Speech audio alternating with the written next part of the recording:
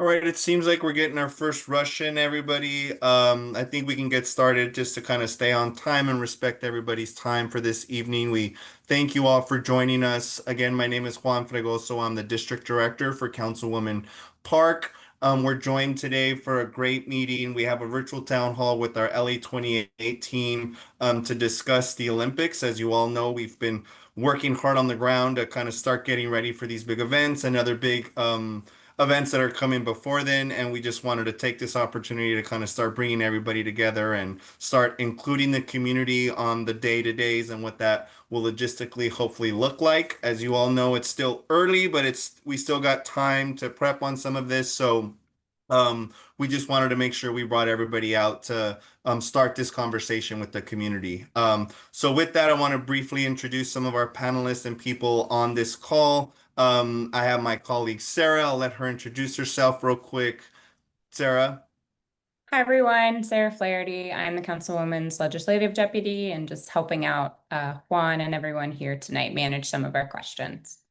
Thank you, Sarah, for that. So she will be managing some of the questions in the chat as so we can ask some questions later. So please, as we go through these speakers, feel free to add your questions into the chat. Sarah is helping me track those. We will then, when we get to the Q&A part, we'll ask some from the chat as well as call on some names for people to raise their hands. I also want to introduce our LA28 team. John, I'll start with you.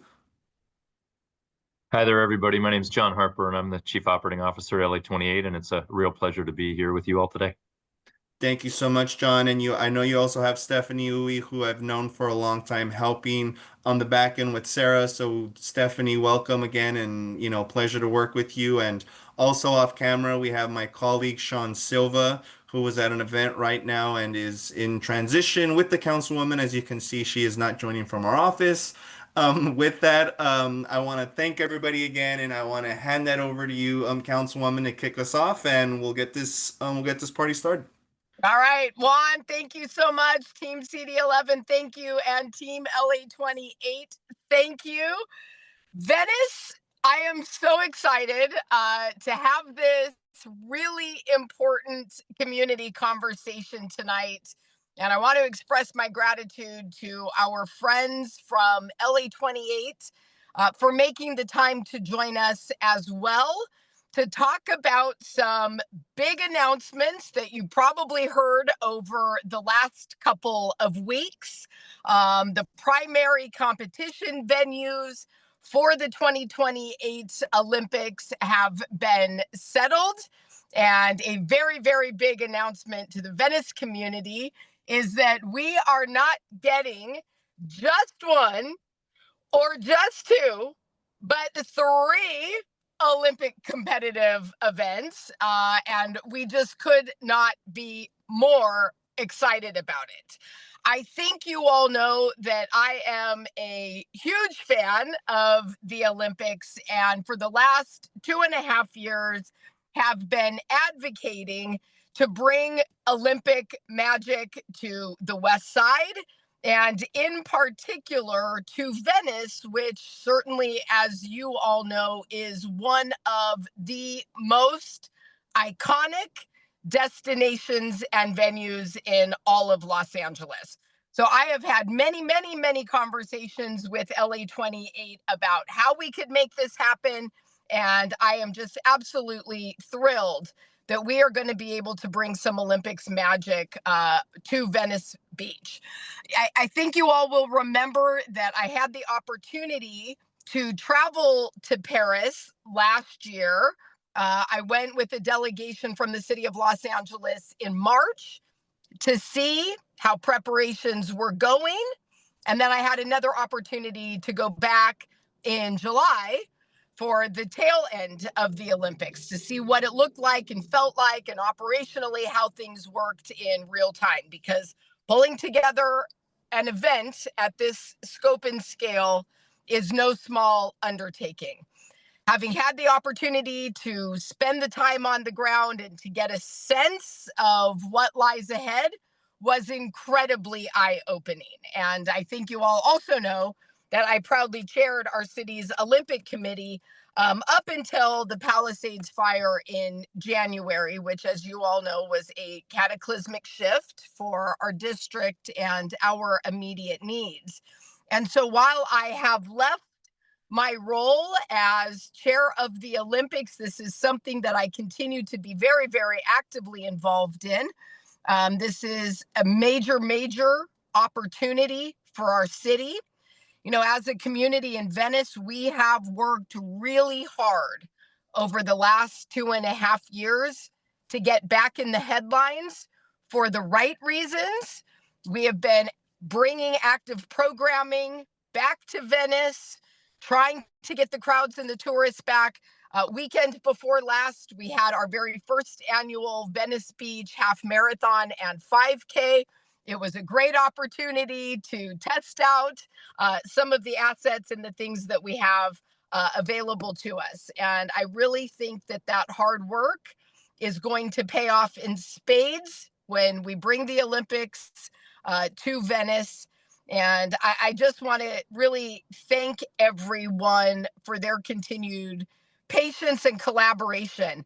The Olympics will bring the competitions, certainly, but there are many, many other opportunities for us and our community as well to develop and create fan zones, activation zones, live sites, hospitality houses.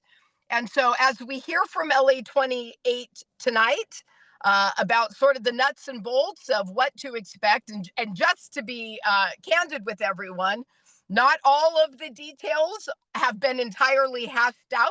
So we're going to present you tonight with just sort of a very top level view of what to expect. But we also look forward to hearing your feedback this evening, your thoughts, concerns, questions, ideas, suggestions. We also really want to hear from you too, your thoughts and ideas about spaces and places that we can activate as fan zones and other opportunities adjacent to the Olympics.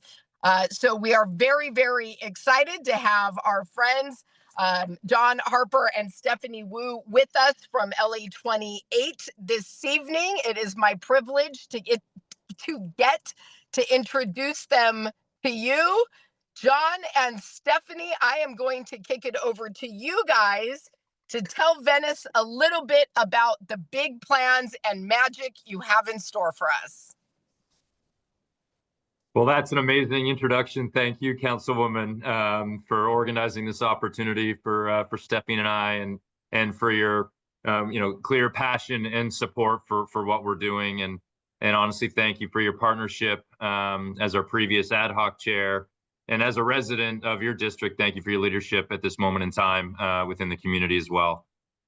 We are equally as excited to be able to provide a bit of an update on our progress. We're just over 3 years away from the games. We are very much on track to deliver the most ambitious and best games ever in history. But as the Councilwoman mentioned, there still is a lot to do, and that is stage appropriate for where we are at. So we will certainly be able to share with you what we can today, and we will commit to keeping the community updated as we move along. A few things to maybe update you all on if you haven't followed in some of the things in the news.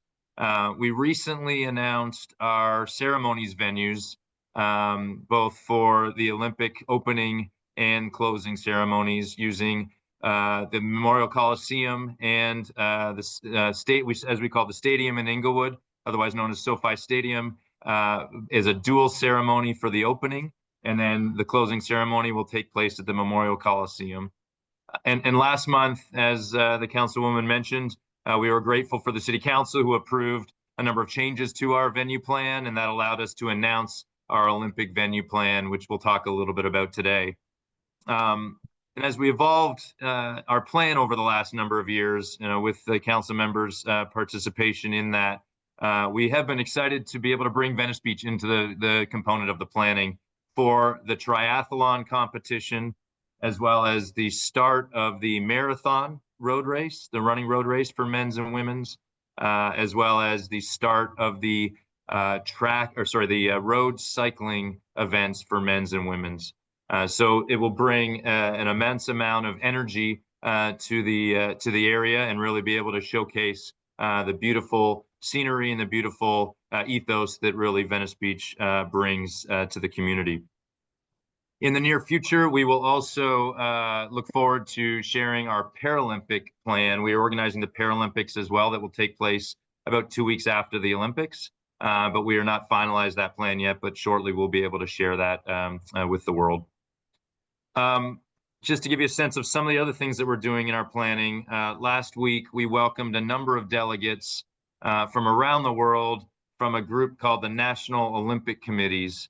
And really the National Olympic Committees are those bodies around the world from 206 countries that bring the athletes to the games. And so we welcomed about 50 countries, 50 representatives, excuse me, of about 28 countries that will happen as we evolve closer to the games, where they come and really work through the planning, not only of where they will stay at UCLA in the Olympic Village, but also really touring the various competition sites to understand their athlete experience over the years leading up to 2028. And listen, paramount to our partnership and commitment to the city of LA is really to make sure that we deliver a fiscally responsible games. So always want to make sure we have that in the back of our minds as we're planning and working with our various stakeholders. We are a private nonprofit, but obviously in close partnership with the city of LA. From a revenue standpoint, we also are very excited about the path that we're on from a sponsorship standpoint and really on track to hit all of our goals. The momentum that we had coming out of the Paris Games has really continued to have that on an upward trajectory. But most importantly, and picking up from the councilwoman's remarks, as we approach this 3-year mark, we really want you, the members of the West Side community, to join in that excitement that the councilwoman was so eloquently delivering. It really takes the community to make the competition venues and the city come alive. And while we are very early in the stages of our planning, certainly from a venue perspective and what that will look like, we want to be able to connect with you on a regular basis and connect with the councilwoman's office to be able to get you more excited, not only about games time, but the opportunities potentially around pre-games as well. So a couple of those that were alluded to, which I can expand on. So pre-games, there will be things that will happen that won't be organized by us, but various stakeholders will be connecting with the city. One of those is around pre-games training. So the various National Olympic Committees will bring their athletes, and certain sports will come in to train ahead of the games. It may or may not be on the typical field of play. It will be more acclimatization to LA. And so what we've asked all the council offices is to really understand a list of what those opportunities are in your district, where we can be able to provide the stakeholders those the visibility for those opportunities as they start their planning. The second is around hospitality, as the councilwoman mentioned. So we partner, one of our main partners in hospitality is a company called On Location, and they are working to deliver our hospitality program, not only for patrons and spectators at the venues, but there will be a number of different stakeholder bodies, such as the bigger National Olympic Committees, a number of the international sport federations that will have hospitality houses for their membership or for their delegation.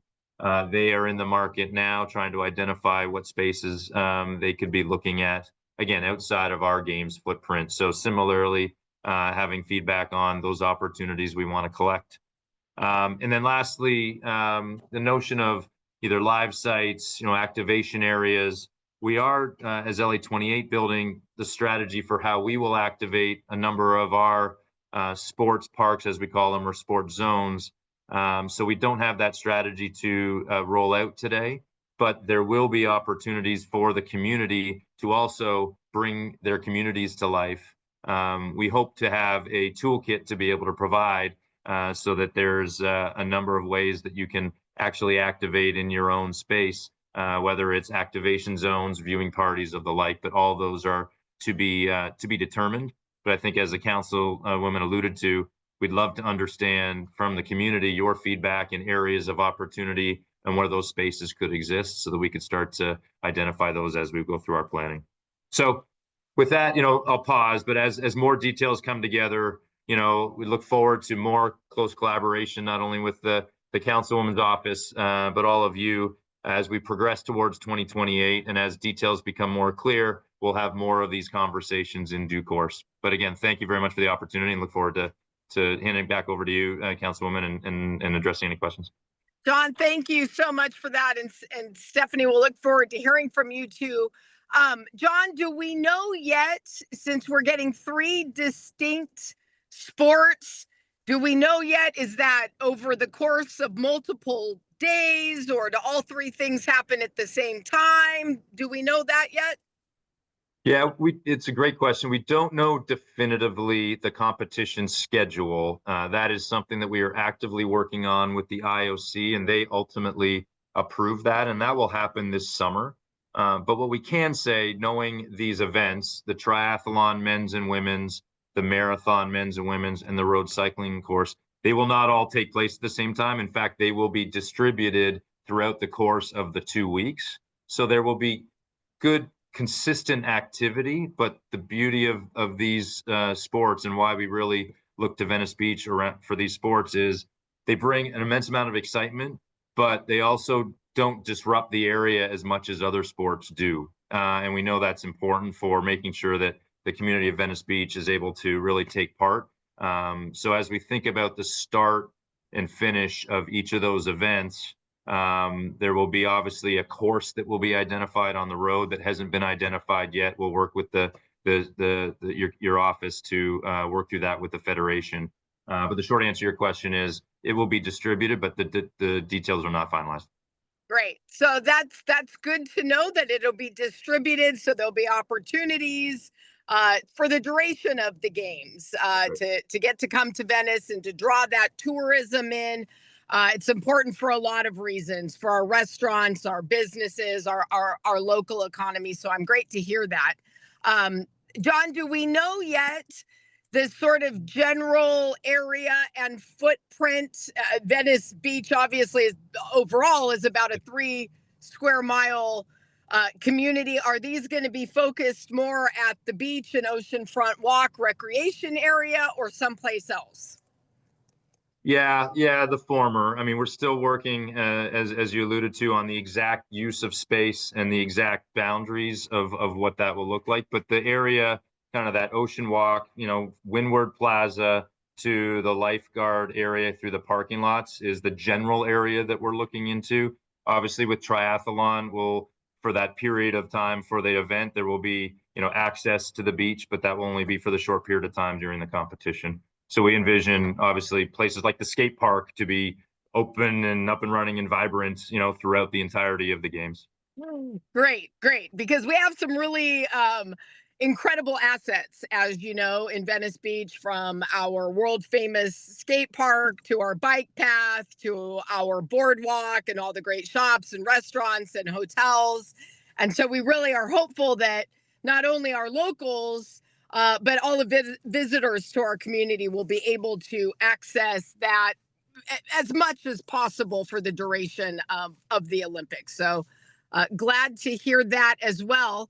I don't want to dominate our conversation because I have the benefit of being able to talk to you with more regular frequency.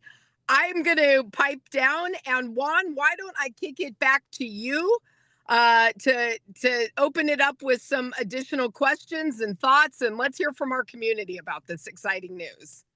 Awesome, Councilwoman. Thank you. If anybody wants to raise their hands, we can definitely call on you to speak up. Is there anybody that wants to raise their hand? All right, I got a few here. So we'll give everybody just about a minute. After you speak,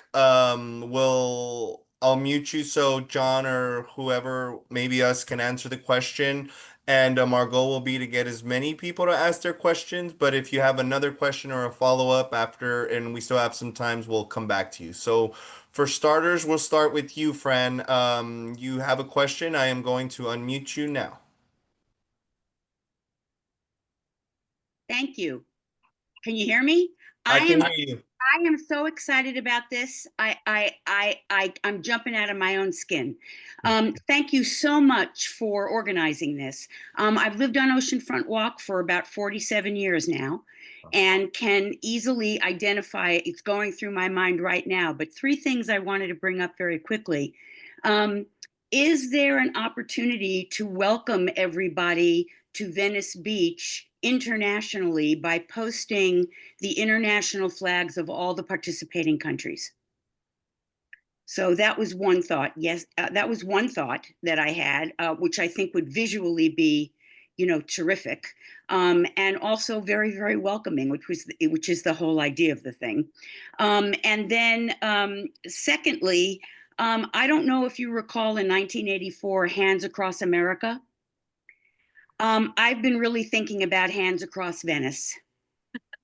And if interested, is there a way to have people nominally, pay $1 to $2 to $3 to hold their place in line all across Venice, particularly Oceanfront Walk and the other places you mentioned, and have that money go to our area nonprofits who could use it? Thank you, Fran, for that. John or Councilwoman, I So always had. let me just jump in real quick before we kick it over to John. Fran, thank you so much for the questions. I know you and I have talked about how excited we are for this. I love the idea of the flags. That's something that we could definitely, I think, talk about. We're going to have the ability with rec and parks and the rec area and the skate park to really lean in and think as boldly as we want about what to do and how to do it. So I love the idea of the flags. I love the Hands Across Venice. I know you and I have talked about it before. We're going to have to figure out the logistics of it and a way to do it so that we stay out of the way of actual competition. But I love the message and the visual behind that and the throwback to 84. And I just can't, it's a great idea and it's such a great concept for Venice, especially where you have such a defined footprint. That seems like it might be something achievable. John, Stephanie, as we have ideas for things like that, activations like that, ways to bring our community members in, how do we go about actually making it happen? And how do we as a community and a council office partner with you to make sure that what we're doing doesn't get in your way, that the timing of it works, that it's Olympic approved? Yeah. How does that work? Yeah, no, well, listen, Fran, thank you for the enthusiasm, for all the ideas as well. And yeah, Councilwoman, I think obviously through your office, is first and foremost, starting to hear those ideas in the community is the perfect place to start.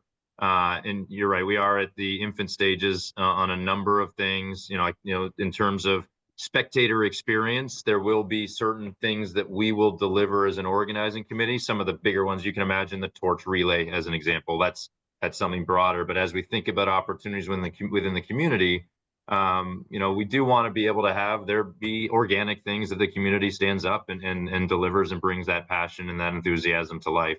From a commercial perspective, I'll only pick up on this to your point on rules and regulations. There are certain things around how to monetize around the games that are pretty strictly guided by the IOC. So I think we can work together on where the zones are for all of that. And even things like games presentation. So love the flags idea for sure. There are certain things that are done from a sport presentation perspective that are governed by the sports themselves and the federation. So we're just getting into the requirements of that. And then flags, if you can imagine, is actually a very specific protocol element to the games, in particular around obviously the victory ceremonies, but as well how that is staged throughout the games. More to come on that. But yeah, I think we can just stay in close in touch with those ideas. All right, Fran, we love it. Let's keep the ideas coming. We've written this one at the top of our idea list. Thank you, Councilwoman, and thank you, Fran. Next is Rosalind. I've unmuted you and you can ask your question. Okay, great. I'm Rosalind Jarrett Sepulveda. I'm a member of the Board of Trustees of the USA Triathlon Foundation and a member of Tracy's district. So I live in Mar Vista. Three questions. One is leading up to 28, has there been discussion, John, both for triathlon and para-triathlon of doing trial events in 26 or 27? Because that has been done in previous Olympics where we have had a test event. So that was question one.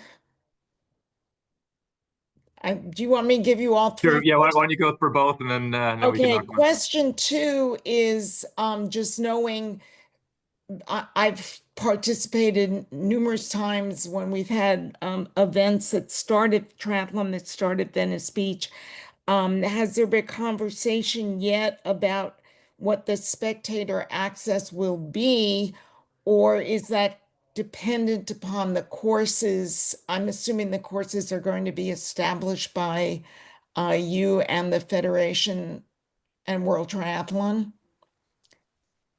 And then the third question is, in terms of our community and people living in Tracy's district, is there going to be a way for when you mobilize all the gazillion volunteers that you will, for people who reside in CD11 to be able to volunteer specifically for events that are happening in CD11, or for that matter, for the specific events? That's great, Because I have a Rosalind. lot of people who've already said to me, I want to volunteer. We're going to need all the help we can get for sure. I don't know, Councilwoman, you want to cover anything there? You want me to jump in? Just say, John, those are a lot of questions for you that are specific. So I'll let you address those. Sure, no problem. Well, maybe, and I can take them maybe in reverse, just on the volunteer component. Yes, I wasn't joking. We will absolutely need a huge volunteer corps to deliver the ambitious program that we have. Typically, the volunteer program and the signups and registration and all of that wouldn't happen until 18 months from the games. But it's such an important part of our games delivery that we will be kicking that off much sooner than that. The hope is by the end of the year. We're still in the development of the strategy for that, and how people will have the opportunities to sign up and identify areas where they would prefer. All of the parameters around that is still to be finalized, but we'll certainly take that in under advisement as we put that together. The spectator access, yeah, as you alluded to, and well, how the triathlon course is put together. We haven't yet identified the road component of the course, and even still working through the actual start finish areas of that. The team is working through what the space allocation will look like. So that will then allow us to understand spectator flows and spectator areas. So more to come for sure. And then the third question, your first question, was around the lead up to the games.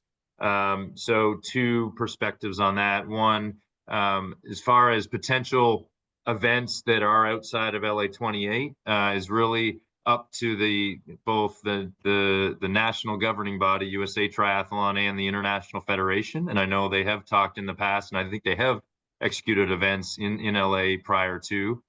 So now that we've got our location focused, we will have conversations with them. But that's really a choice that they will make for their own events.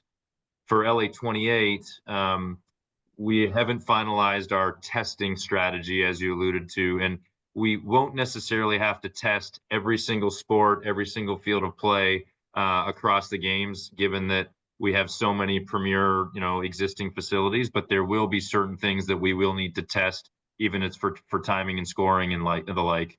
We haven't developed that yet, but as we do, and if there are needs to be able to test something for, say, the triathlon course, we would work that into our planning with the council office. And then, John, I wanted to just dovetail in here real quick. Are these, do we know yet, are these ticketed or non-ticketed events? Yeah, I think they're going to be both. We're working on the opportunities to have both ticketed, given the footprint, it'll probably be smaller ticketed footprint just based on the space that we have. but not only on the beach, but on the road course, opportunities for free access as well. I love that component of it, especially for Venice. It's very on brand for us. Come one, come all. I love also creating an opportunity for people who might not otherwise be able to afford to participate, to have a place to go where they can participate in the Olympics and get to do some other cool things while they're over on the west side for the day. And so that's one of the things that I am hopeful that we'll be able to accommodate is, opportunities to participate and witness it and watch it at different price points to accommodate folks. Yeah. For sure, and that's core to our ticketing strategy as well. That hasn't been finalized, but that's a core principle for sure. Great. And then I did want to just add one thing on the volunteers. One of the things that struck me in our trip to Paris in July was how well staffed the city and the Olympics seemed to be. And if I recall correctly, Paris had around 45,000 volunteers. And they were so thoughtful and intentional in how they deployed their volunteers.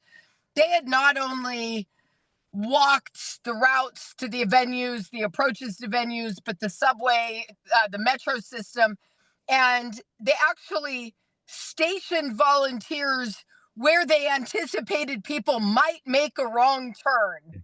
And Right. I certainly noticed as I was, looking at the subway map, Olympic volunteers would come up and approach me and say, "Can we help you?" And so if it was 45,000 for Paris, which has such a much smaller geographic footprint, what is the magic number for games as spread out as regionally as we are? Yeah, no, we haven't identified that exact number yet, but certainly we anticipate it being a little bit higher than 45,000. And I think to your point, there will be lots of opportunities, whether it's games volunteers or city volunteers, and working with the city at large on that strategy as we speak. But you're right, Paris did a great job, and that's another reason why we're wanting to bring our strategy to life sooner than typical, because it really it was a key factor in creating such an amazing environment and a great operation for the games. Well, and I will just offer this up too, John. I know you've already considered it and we've certainly talked about it, but we have a lot of great grassroots places to mine volunteers, whether those are our chambers of commerce, our alumni networks, our disability rights groups, our LA Unified. We have an army of Angelinos who I anticipate, and people I think coming from all over the world who are going to be more than willing to roll up their sleeves to help us out. So thank you for that. Yes. Yeah. No. Awesome. And well noted. Stephanie and I will note that as well as we get into it with our respective teams. Thank you, Councilwoman John. Before I go to our next raised hand, let me just go to the Q&A box real quick. This one is more for you, Councilwoman, or our office, should I say? And I think John, maybe you guys we can dovetail into something. And so we got a question from Colin Warren. Mayor Bass has given the ambitious vision of making LA28 a car-free Olympics. Parts of CD11's district, such as Venice Beach, were founded with a vision of bringing a European lifestyle to America. Paris also transformed itself into a cyclist/pedestrian city, i.e., non-car centric. What ideas and policies are CD11 exploring to experiment with a car-free, car-light CD11 for LA28 that could potentially be made more permanent post LA28? That's a great question. Thank you for that. Obviously, we would love to be totally car-free. I think, hold on, I'm going to switch to my computer because my battery is going to die. So if somebody, hold on, I'm going to. How about I go to you real quick, John, in terms of any of that, in terms of a car-free, car-light experience for us here on the west side? I think you're familiar with the parking struggles in LA as a whole, let alone here on the west side. What are we doing to explore a car-light, car-free LA28 and any infrastructure potentially post the Olympics after? Yeah, thank you. It's obviously something we've been really focused on in partnership with a number of the public entities, as we call a group, the Games Mobility Executive Team, which is made up of ourselves, LA Metro, LA28, the Mayor's Office, Caltrans, and Metrolink. And really, we've been working on planning for transit for the games for a number of years. There's two aspects I would respond there. One, there's a group that we call kind of the game stakeholders, and that's really what LA28 is responsible for moving not first and foremost, but directly. That's the athletes, media and broadcasters, the technical officials, etc. And there will be a fleet of cars, minibuses, and buses to be able to do that. Just so that's the only way to move them to make sure that they're getting to the games as best that they can. And venues will have access for those as part of the game stakeholder network. The spectators and workforce, volunteers and other paid workforce, that nomenclature that the mayor uses is indicative, because those patrons won't be able to drive private cars to a venue that you otherwise typically would under normal operation. So we will work with LA Metro and the other public entities on a network, a hub and spoke network, first and foremost being transit first. And I think that's the terminology we would use, is transit first, the rail lines, the existing bus network, and a supplemental or an enhanced bus service that LA Metro will help deliver to be able to get people to and from. The legacy that we look at is not a physical one for LA28. Obviously, the infrastructure that's being built in the city is amazing, and we are excited to be able to bring it to life for the games. But it's been in process long before we were even considering the games, and will continue long after. What we're hoping to do, our vision collectively with the Games Mobility Executives, is how do we leave a legacy of perhaps changing behavior, on an opportunity to highlight how citizens of LA can use transit that they may otherwise not have known about or not been used to doing, and utilizing the games to be able to shine a light on those opportunities to change behavior moving forward. Thank you for that. And John, thank you for stepping in while I was switching from my cell phone to my laptop. I wanted to dub back and try to re-answer that question. So one of the projects that I am hopeful that we are going to get off the ground and have completed prior to July of 2028 is our proposed mobility hub in Venice. As the question itself acknowledged, we are an incredibly parking challenged community, certainly when we have big events and on busy peak weekends during summer. So the mobility hub concept that we have introduced would create enhanced parking, as well as include a potential shuttle system. So people that wanted to park in the main parking area at the mobility hub can jump onto a shuttle that would move them around the Venice area to different destinations. And with Metro in Culver City and Santa Monica, really thinking about the connectivity between those points and Venice Beach. So obviously from Santa Monica, we've got great connectivity with the bike path, and I fully hope and expect that what we are going to see are masses of people taking advantage of that already existing infrastructure and using it to really experience our gorgeous Santa Monica Bay. I think there are a ton of opportunities as we are looking at the mobility enhancements and the connectivity pieces to think about bike transportation. I would love to see some connected options for bike transportation between some of our major venues, and certainly in places like downtown, where those goals are actually potentially achievable between now and 2028. So these are great questions, and those mobility enhancements, and certainly to the extent they can become legacy pieces for our community, are the kinds of things that we're going to be focusing on, and would like to hear from you, your ideas about those. knowing what we're challenged by and what our narrow, windy, substandard roads built for society 100 years ago can take and how those can be adapted and improved for these kinds of opportunities. We're actually all ears to hear from you guys on your thoughts and ideas on that. Thank you, Councilwoman. Thank you, John. And as he mentioned earlier, there's a lot of conversations with all our departments. I have sat in on some of those meetings with Caltrans and started seeing some of those maps and how a lot of this will connect, as John mentioned. And we'll be working closely on some of those ideas you can all give us, as the Councilwoman mentioned, to infuse all of that into the unique space that is Venice and the West Side when it comes to transportation and mobility. So thank you both for that. With that, I will go to our next raised hand. Right here, I just have JW. JW, you're unmuted. Thank you. Nice to meet everybody. Lots of Johns here. That's why I go by JW. It's a lot easier. Have you guys identified a sports manager yet for the events that are going to take place, the cycling, the triathlon, or the marathon? And I'm sure you're aware that the triathlon, the LA triathlon's taken place in Venice for many years. Yeah, for sure. Thanks, JW. We're in the process of bringing on sport managers for all of the different sports.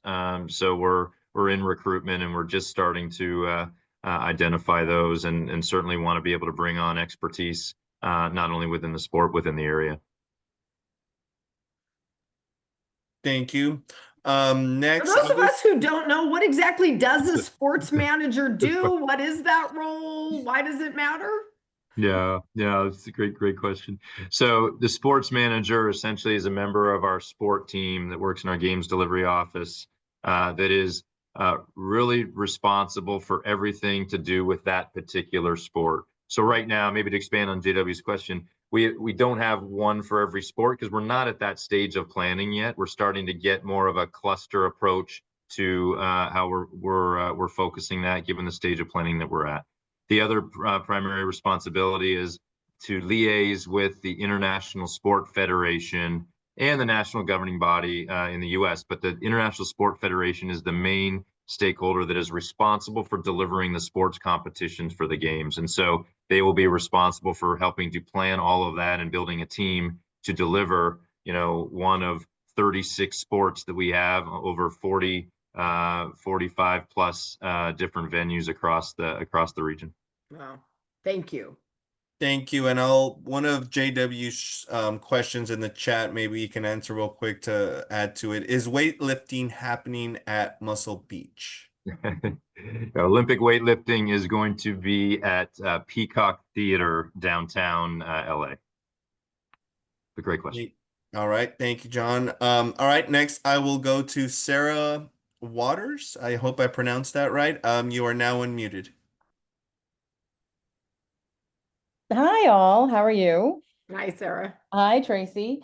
My name is Sarah Waters, and I head up one of the local government committees called the Venice Arbor Committee, but I'm also very, very active in volunteering around green spaces and planting trees in Venice. And I wanted to explore with you sustainability because Paris, touted itself as the greenest ever games. And I haven't really heard that much about what we're doing to beautify the city with trees and plantings ahead of time, because of course it takes time for trees to grow. And I was hoping that we could, do some things around Venice now that we know Venice is one of the venues. I also personally want to say, I think it's amazing that we got these biking oriented events. I'm big,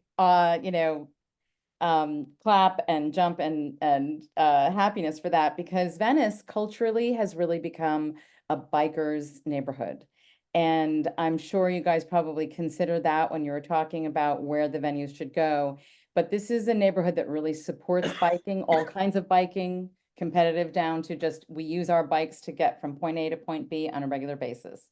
And one of the most memorable events that I've had in recent years here was Ciclavia, when it was along Venice Boulevard. I don't know if you guys participated at all, because it's just this incredible day of people being out on their bikes with their kids and their families. And the trees along Venice Boulevard really made it beautiful. A time for people to be, you know, biking in and out of the shade and enjoying a day on their bikes. So it's great that we're going to have two huge, I guess it's 4 biking events and 2 triathlon events, which of course includes biking. So let's circle back to the beautification efforts. I don't know if that's part of LA28 or if that's the city. Who does that and what are the plans? So great question, Sarah, and thank you. And thank you as always for your commitment to beautification and green spaces and sustainability and our environment. You've been such a great friend and partner on our pollinator corridor, and I just want to see more of that everywhere to help us beautify. So city has, you know, responsibility for city-owned assets. So trees and roads and sidewalks and those sort of things typically fall to us. And we are certainly going to be more than happy to work with you. You know, I'm always down to plant trees. But there's a lot of efforts around sustainability. So when I was chairing the committee, we created the Green Energy Council. There is the Sustainability Working Group. John, the working group should be about done by now, I would think, and starting to bring their recommendations forth. Do we have some recommendations back from the Sustainability Working Group on trees, plants, and greening of our venues and venue approaches? Yeah, thanks, Councilwoman. I was going to jump in as well. So yeah, the working group that's been in existence since 2003 is finalizing their strategy. So it hasn't been brought back to the council just yet. The events in January did have us collectively step back actually and say, because we have our plan in good shape, but we did want to step back and really understand the city's efforts in light of everything that happened in January, and how do we make sure that we're bringing that into our thinking. So don't have anything to share yet, but know that that's been a core focus. You know, our games plan is probably not a perfect answer to your question, but it's rooted in radical reuse. So from a venue standpoint, obviously we're not building anything new. So how do we really focus our sustainability plan on a number of key aspects that align with city goals? And Sarah, I think your work and through the Venice Neighborhood Council committees and our partnership with Urban Forestry, the Olympics makes for a great reason to get things done. And you'll remember when I was the chair of the committee, I was using it as the lens through which to push all things City of Los Angeles, because you know, at the government side, sometimes not sometimes, 99% of the time tend to be mired down in our own bureaucracy, and we're very slow to move and respond. But an event and deadlines like these actually can get remarkable things to happen. And so I am really excited about the opportunities. And I think there is going to be a long, long runway for us as a community to have these discussions and think about how we want to use this to drive forward some really big projects that will have a legacy impact for our entire community. Thank you, Sarah, and everybody in Councilwoman. And you alluded to it. We as an office continue to try and add more green space, kind of keeping all of this in mind as well. So feel free to reach out to us on any community projects that brings more greening, pollinator corridor, trees. We're always happy to help on that front. So next we will go go to Venice Chamber. Is that someone from the chamber has their hand up and wanted to ask a question? So you are unmuted. Probably George. Is that you? No, it's Karen Oh, Wallerstein, the new CEO. hey, Hi, Karen. So everybody. sorry. No, you're good. You're good. You never know. I just want to say I'm really excited. As you know, I'm new to the role, but by then I think I would have learned something. So, really excited to have the chamber be a part of all things Olympics. Maybe we can utilize the Venice sign, a federally licensed trademark that we help manage the licenses for in some way. So we're looking to get creative. We have a committee at the chamber that's going to be just Olympics.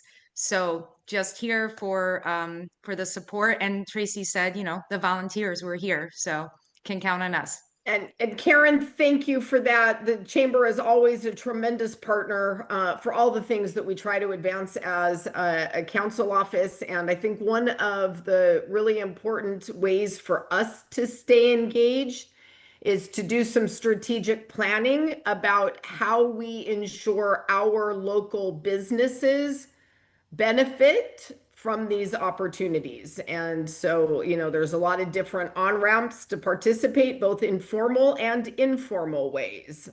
So let's keep that conversation between us going, because this is something where we want the prosperity and the magic to benefit our local businesses. And I think we all know this has been a challenge since the pandemic, and folks are trying to get on their feet. And I have said this before, I will say it again. I think, especially post Palisades fire, these Olympics coming in 2028 are the most important thing happening in our city in a lot of ways. And the opportunities that they're going to bring, the jobs they're going to create, the legacies that they will leave behind are incredibly important. And I want our businesses here in Venice to be a part of that as well.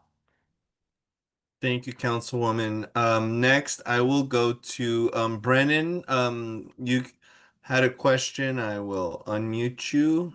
Go for it. This is Brendan Lindner here, say local event producer. But amongst other things, my main question is, with the build out, that's going to be happening around Windward. I spoke with Tracy briefly about potentially some kid or youth events, prior to the build out, and I didn't know if there was sort of like is it a 4 to 6 week build out prior to, the Olympics kicking off? John, what is your ramp up time to get set up and ready to go? Yeah, it really depends venue by venue. And Brennan, we haven't actually defined those exact use dates. I think there's going to be certain things, and this goes for every venue and certainly here, where we want to disrupt the community as less as possible as we lead up to the game. So we call it kind of a non-exclusive use period, where we will do things in and amongst the activities that can help get us ready before we actually then kind of take over the area. The other thing, I'll say is that, during the events, as we mentioned, there will be kind of a phased approach to how we operate around the triathlon and the start of the road races. But there will be certain aspects, to your point, that will be focused for a lot of our front of house and back of house areas that we haven't yet defined.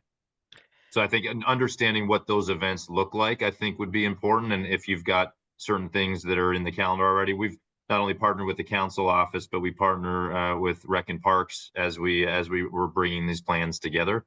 We want to be sensitive to the events and the activities that are there, and we'll be transparent with what are the things that we'll need to do once we have those details.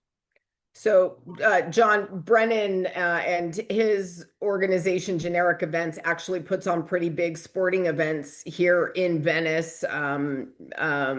We just did the weekend before last half marathon and 5K. Yep. We had about 3,000 runners in it, and Brennan was the mastermind behind all of the planning and the logistics and the road closures and the course and all of that went into it. A great partner and a resource to all of us when it comes to planning and accommodating. And Brennan, since you're here, I just want to give you a shout out. When I was out at the half marathon weekend before last and taking it in and seeing the crowd and how freaking cool it was, you gave me a sense of renewed hope for what is possible in Venice. And I know that because of all the preliminary legwork that you've done pulling events together and that we have done as a council office to try to make the area safer and more accessible than it was a few years ago, it gives me great hope for what we are going to be able to pull off during the actual Olympics. Now, to answer your question about kids, I want as many kids as possible from as many places as possible to have as many roles and as much access as possible. So obviously you probably know this, that through the Play LA partnership with LA28, they have invested hundreds of millions of dollars into our youth sports programming, into adaptive sports programming as well, which is critically important. We also, with our just through our partnership with Rec and Parks and the skate park and the other access that we have, I think that there are a lot of opportunities to make sure our youth and young people and kids have an opportunity to be in and around, and we can dream up a lot of different types of demos and adjacent events before and during and after these events that will give our kids an opportunity to be a part of this. So something that Brennan, you and I can keep talking about and baking into our plans and how we integrate our community members into this. Perfect. And I have one more question here. I actually had a call with the French Triathlon Federation this morning. And is there, because I would love to make Venice a hub with a lot of the triathlon federations and houses, is there an organized way that happens within cities, with the different, I'd say, country houses, or is it somewhat of a free-for-all? And specifically within just triathlon is a sport I love. So I'll give you my answer on it so far, and then I'll turn it over to John because he probably has a different perspective on it. One of the things that we have been already doing, and I would like to hear input from all of you on this as you have ideas and thoughts about it, is identify assets that we have on the west side that can serve any number of different Olympic related purposes. And this is everything from practice space, pools, fields, to hospitality houses or brand houses or places that could be fan zones or activated. Now, every group and organization may have different needs, time periods for which they're going to occupy the space. So we've already started putting together a list of things that may be suitable, depending on the interest level, size, and that sort of thing. And that includes government-owned spaces, hotels, other type conference facilities, other types of places that may work. So we have had countries contact us directly looking for practice fields and pools. We're sending those over to Rec and Parks that I think is programming more directly with LA28. And then we are doing the same as we are identifying places that we might use for country houses, team houses, hospitality houses. And then we are channeling those back to LA28. So Brennan, if you have thoughts and ideas about places and spaces, we're all ears. Yeah, not much more to add, Councilwoman. That's perfect and totally aligned. And I think what we're trying to do, again, as I mentioned earlier, we're not the necessary owner of those decisions, but we're trying to take that information and be able to aggregate it in a way, whether it's through our on-location partner for the hospitality houses or through our sport department, and our partners at the IOC also help channel information out to the various stakeholders. And then picking up from what you both said, Brennan, understanding your background a little bit now, would love to remain in touch and have you, if you haven't already, connected with our sport team, in due course, just given the learnings that you've had in organizing all the events. All that information is going to be paramount to how we're planning. And perfect, Brennan. So if you've got conduits to those organizations and you already know that they're interested in our part of town because that's where these events are going to be, let's roll up our sleeves and all of us work together and see what we can do to accommodate. Thank you. And Brennan, Stephanie, you can put her email in there right now. If not, you can always reach out to Sean, Sarah, and I, and we'll loop everybody in together to continue the conversation. Next question. Let me go before I go to a raised hand, Councilwoman. This is something we've briefly, we're working on, but Elizabeth asked, Bayona Creek Path is an awesome opportunity to enhance for transportation. Just if we're doing anything on that front, and I know we are, but I'll let you just briefly touch on that real quick. It's a great idea, actually. And it's a great connector from transit on the Culver City side. It's a great idea. We should talk more about it. It's a good idea. Thank you. Yeah. Great. We'll connect our teams and add that in there. And again, all these things are great for us to look at. In terms of our day-to-day role, we're usually interacting with all these different departments and all these areas. And we can always start infusing that into the Olympics conversations. As John mentioned earlier, we're looking at the bigger transportation venues in terms as a whole. And then we, as a council office, with our other colleagues, start looking at how our neighborhoods could potentially tie into the bigger infrastructure they're working on. And the bike path here is a great opportunity, I think, where as those plans come along, we will work to try and infuse that into the bigger plans as well. Yeah, and one of the things that we should really, maybe do is sort of look at where we have some of that existing infrastructure and start thinking of ways to connect where we're missing pieces so that people that want to see, explore, visit by bike, we can connect, we can prepare the information that somebody would need to know how to do that. So, we have people who do it all the time may already know, but we're gonna have a lot of visitors who may not know the hows and wheres to do something like that. So that's a long-term project and probably something we could use community hands and help putting together, actually. Thank you, Elizabeth. Okay, I will go to, I see a few hands that you've already raised, so let me get at least two more questions in from two one entity and someone else that hasn't asked a question right now. We'll go to the Venice bid. I kind of stepped in it last time, so I'll just let the Venice bid speak for themselves. Hi, it's Eleni Polikoff, Executive Director for the Venice Beach Bid. Thank you all for being here. For those that might not know, BID stands for Business Improvement District. And we are so thrilled to have the Olympics come. We often see ourselves as kind of the gap fillers between what city and private is doing.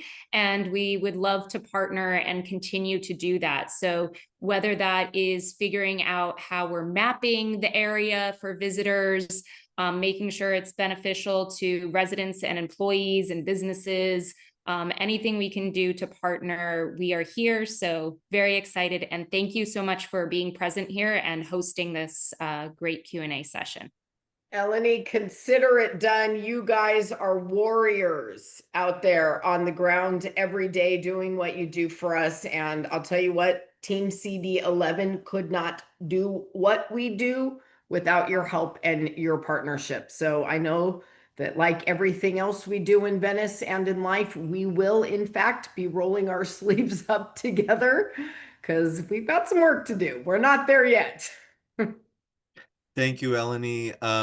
Okay, let me go to Robin. You have your hand raised. You can now speak. Hi, it's Robin Murez. Hi, Tracy, Juan, and glad to meet you, John. So I think those who know me probably know that I'm going to advocate for cultural venues. Venice will be visited. My niece, actually, I'm late for dinner with her right now. She has been in the past 3 Olympics, and I was at the Olympics in Paris. There will be hordes of people coming to Venice Beach. It's fabulous that we also have the events, but as a resident on the canals, I can tell you we will have hordes of visitors here. And talking about connectivity and venues, why is the name Venice here? I would really love to see us get, some improvements and repairs to our historic icons like the pagodas, the lifeguard station. I know we're hopeful that something will happen with that.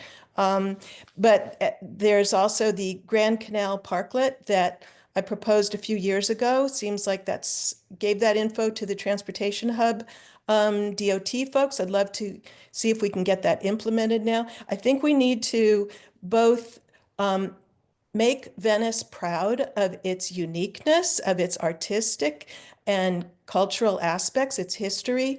I put together artwork for Brennan's event that just happened. We made these projects for kids and also giant ballerina clowns for the start. We need to do creative things. That's typically what Olympics do. And let's, get Windward Circle looking like a beautiful venue. So Tracy, you actually, I think, had to leave to go to a meeting, but I went through, I've done a schematic of this. I've worked with John, I don't know if you know Mark Guberman with Foster and Partners. Well, they're like the largest architect, I think, in the world. And they are now here also on Venice Beach. And we've been looking at some of these designs. And yeah, so how can we address these things? Let's make some infrastructure improvements to our arts and culture and historic landmarks.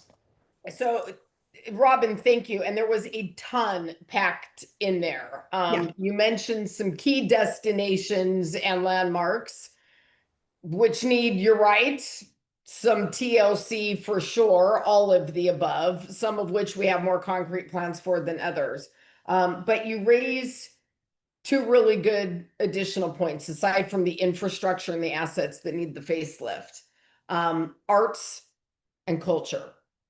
Venice, in my opinion, is the heart of arts and culture, at least on the west side of Los Angeles. I have council members who would argue that their districts are the hubs of art and culture, but we have a history here in Venice that is uniquely ours, also happens to be world famous. And I think everything from our street art, much of which is yours, to our beach culture, skateboarding and surfing and volleyball and bicycling, roller skating, the music and the history that we have here around all of that is all fair game to not just have on display, but to actually feature and bake into our programming. So John, let me tee this up for you in terms of the cultural Olympiad. Where is LA28 in the planning for that? How does that look across the city and the region of LA? And what are the opportunities for micro communities like Venice to play a prominent role? Yeah, thank you. And the Cultural Olympiad, just to put in perspective, is it's not a defined thing by the IOC, but it is really born out of trying to bring the culture, as you described, from the city to light for the community and for the world. And so we are in the earlier stages of developing our strategy for that.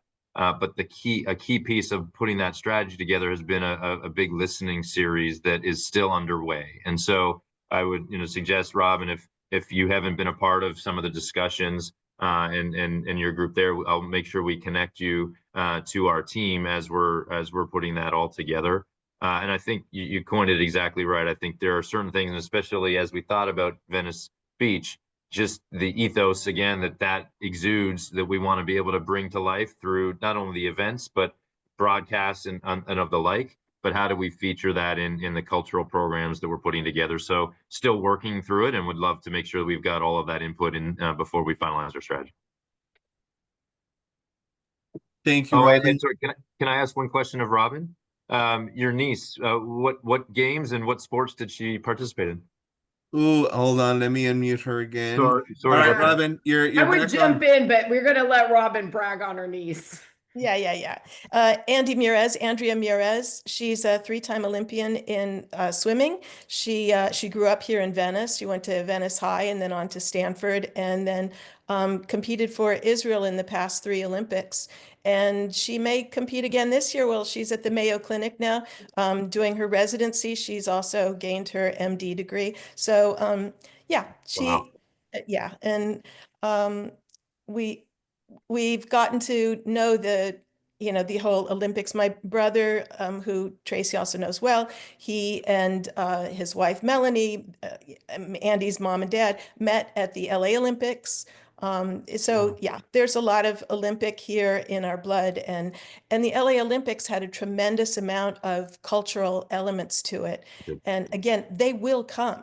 The canals already get tons of visitors. We need to give them the venues to experience, because in Paris, there were huge venues for people to go to that are not just sporting. There's the Louvre, there's, we need to give them other kinds of venues for them to get to enjoy. And I'll just mention, you can look up discovervenice.org. It's an interactive website that I've built that has historic icons, contemporary architecture, public art, and our parks and facilities, meaning bathrooms.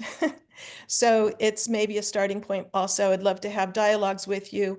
Connectivity is important throughout Venice, even just Venice. People are going to come. They need to get from the beach along Venice Boulevard to Abbot Kinney Boulevard and parts in between, the canals. We need to have there be destinations that people can find without overwhelming those destinations and with making it fabulous. Great ideas, some great These starting all points. conversations. Some great starting points in there, Robin, and we'll definitely take a look at the guidebook. There definitely are some sources, and in addition to the things that we already have in Venice, just generally on the west side, we are blessed with some of our city's most important cultural assets anyway. We have the Getty Center, we have the Skirball Center. And so you're right, much like Venice Beach, just naturally, we are definitely going to be absorbing that inflow.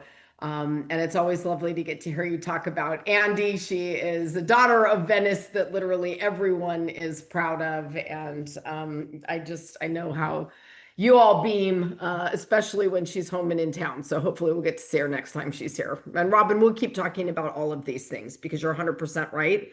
We have all of it and it needs to be showcased.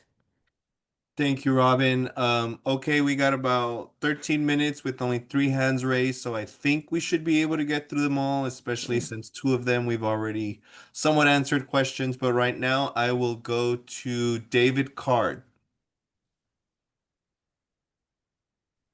Hello, everyone, and thank you for putting this on.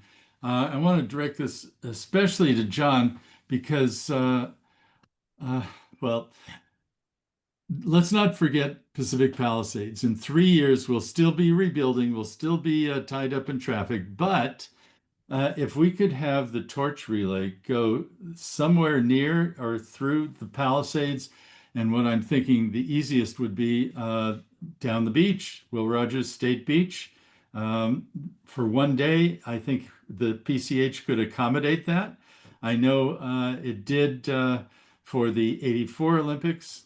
And if we could do that, or even grander vision, is it possible that any of the 3 Olympic events in starting or happening in Venice could also touch on the Will Rogers State Beach, maybe, or PCH, or Sunset Boulevard, God forbid, for one day, please? Anyway, that's my idea. The second point I wanted to make is I'm president of the Palisades Forestry Committee. Beautification, we need it desperately. We need trees in Palisades Rec Center. A lot of them were burnt. Yeah. And we stand by as a committee, independent 501c3, to if we have the resources, we can plant trees and we know how to do it. And also, I'm so excited for the Olympics. I can't wait to buy tickets. And my father was taken to the '32 Olympics by my grandfather and his brothers. And I took my dad and my 2 sons to the '84 Olympics, and I'm looking forward to taking my grandkids in 3 years. And I can't wait. Dave, that is one of my favorite stories I have ever heard. For those of you in this call tonight who may not be familiar with Dave, Dave is a longtime Palisadian who has been impacted by the fires, still a warrior for the Palisades community. So John, what say you? How can we bring our friends from the Palisades into this discussion? Is it possible we might be able to drip a little magic their way too? Well, for sure, David, it's a pleasure to meet you, and I'm adjacent to the community there, and I'm sorry for everything you're going through, and thank you for you and everybody there for staying so strong together. It's my community as well, and we're with you. We have not, as I mentioned, finalized the road races or the torch relay, but do know that as we are thinking about that, the Palisades community is at the forefront of our thoughts. And as Councilwoman is working through the rebuild, as she said earlier, we really hope that the games are going to be that beacon of light as we get to 2028 to really shine. So more to come, but definitely know that that is at the forefront of our thoughts. Thank you, David. And something else he put in the chat, and I can ask, when will ticket sales start? He's eager to buy. Yeah, we're targeting earlier than typical games. Actually, we're targeting April of 2026. So not too far away, but a year from now. There's a whole phased approach to how the ticketing goes on sale, but the public offering will be a target around April 26th. That Not is far away, by It's the not. way. It No, is it's not, and Councilwoman, our new City Hall time, that seems like it'll be like next week before we even know it. So thank you, David. Okay, I will go to Colin Warren. You're unmuted. Hey, this is Colin. Can you hear me now? We can. Hey, Colin. Hey, Tracy. Hey, John. First off, appreciate the really in-depth answer about kind of the vision for the car-free, how CD11 is approaching that problem. I guess maybe just a comment and just putting that comment out in the wild and let you guys do it as you see fit. I guess I want to additionally highlight the strong, quickly emerging cycling community that's happening in Venice Beach. Not only just this being a place where that cycling is done recreationally, but there's a strong contingency of people, myself included, who are actually fully trading their cars and going towards cycles and e-bikes as the primary mode of transportation. To the point where every day I look out my window, I see families actually taking their kids to school on bikes, people doing groceries. I think there's a really interesting opportunity here, especially because we're the home of the road cycling event in the Olympics, to really show ourselves as a community that is, I guess, really prioritizing cycling as a primary means of transportation. It's not just one where the road infrastructure has been prioritized for cars, that we're really looking at implementing stuff like slow streets, really enabling more people to feel safe taking their bikes onto a lot of our streets, as a lot of them, as we can, at least that I experience day to day, have to sit next to like a monster truck sharing the same roads. So yeah, maybe more of a comment. Feel free to do with it as you wish. But I don't know. I think it'd be cool if we could show, be maybe a cool branding moment. Venice Beach, home of road cycling. Look at this incredible transformation this community has done, going from having to rely on cars to cycling. I know Arnold Schwarzenegger is a really big fan and advocate for cycling, so maybe it'd be cool to bring him in, have him on, hit a power clean on the bench on the weightlifting stage on Venice Beach, and then take his bike and go through the streets there and show this is a very, you can safely do it, safely commute through Venice in addition to driving. So I guess just a thought and just a highlight there for you guys to do as you wish. Appreciate the thoughts and thank you. Colin, great comments, great observations. As an early e-bike adopter myself and someone who pretty regularly uses my bike to get around, mostly Venice, I will tell you there is a lot of improvement that needs to be done. Certainly a lot of opportunities for it. But as I said, I think the Olympics is a great driver of a lot of straggler projects that just need a reason to be done. And whether there's tens of thousands of visitors are going to be coming for these events or not, you're right. We do have a local culture here that is very active in using their bikes, and it is part of our lifestyle. And I hear you loud and clear. So stay engaged with us and talk to us more about the wheres. And I would love to pick your brain about routes and roads where you think some of these improvements make sense and how we could create an actual connectivity plan.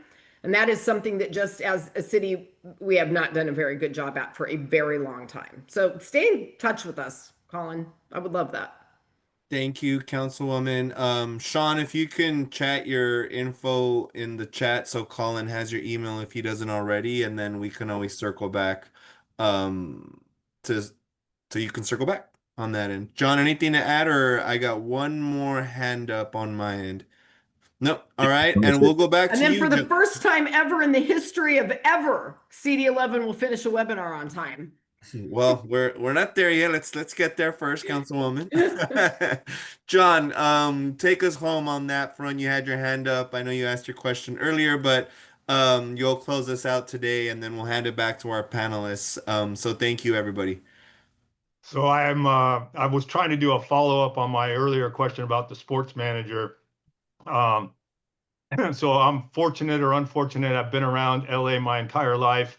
I was involved in the '84 Olympics where OJ actually ran the torch relay up the California incline. So if you remember that. But I've been involved in particularly cycling. I was a professional cyclist and raced in Europe, and also have created some pretty unique events. One for kids called the Kids Fitness Challenge, which brought 10,000 kids to do Olympic style events at the Rose Bowl. We also did one at California Speedway and done a bunch of other things. So I wanted to echo some of the comments that some of the people had about riding bikes and incorporating the Palisades into the road circuit. Usually Olympic circuit race is for the road race is a circuit race, 10 or 12 miles around. I was involved in the '96 Olympics in Atlanta. Some of my riders participated and won medals there. As far as the cultural thing goes, I'll also echo something that I saw when I was at the '96 Olympics in Atlanta, where they turned Buckhead into a cultural place. They closed the roads and they had events there every evening, music and different things. And you can easily do that in Venice or even in on Main Street in Santa Monica, that whole area there, or you can do a similar kind of thing. So I've had some experience. I know Tracy and I talked on Saturday at a veterans event, so I luckily had the chance to chat with her about the Olympic. Yes, that's me. So I created the Warrior Games. You can look it up, John. Pretty famous event, Paralympic Olympic sports for wounded warriors coming back from Iraq and Afghanistan. I definitely want to talk to you about the Paralympics as well as the road stuff. I can give you some ideas, maybe. I definitely have ideas for you, Tracy, on how to get kids involved. There's some natural things, especially considering you're dealing with running and riding, something that all kids should do more of. So I'll definitely, Sarah and I have already been texting back and forth and emailing back and forth tonight. So Great, John. So it was a pleasure meeting you on Saturday. I am so glad the universe brought me to your table at that veterans event. It was lovely to get to meet you. So not only now that I know who JW actually is, not only was he a professional cyclist for 12 years, but as the creator of the Warrior Games, just has a tremendous wealth of knowledge about adaptive sports. And so John, to you guys in the team, as we continue talking about Paralympics and other opportunities, I think John will be a great resource and source of ideas and intel and context that could be very, very useful and helpful to us. So we will look forward to continuing to facilitate that conversation. John, I am so glad you joined us tonight. I was not expecting you to see you in our Zoom tonight, but I'm glad you're here. Thank you, Councilwoman. Thank you, John. John, I'll let you say a few words, and then Councilwoman, you can close this out. So take it away, team. Well, listen, I'll just say thank you very much for this opportunity to connect, to echo what we started with and just the enthusiasm on this call. We are so excited about the games in LA and in particular the opportunity we have at Venice Beach with all of you and echoing, the Councilwoman's remarks. We definitely want to continue to hear your feedback. We will have a regular to be determined what that regularity looks like, but a regular set of discussions as we get more detailed planning along the way so we can answer more questions with more detail. But just thank you very much for the support, for the enthusiasm, and for the path that we're on together, because it's really going to take the community to bring it to life. So thank It you. is. John and Stephanie, thank you both so much for your time this evening and coming to talk to my neighbors and friends and constituents here in Venice.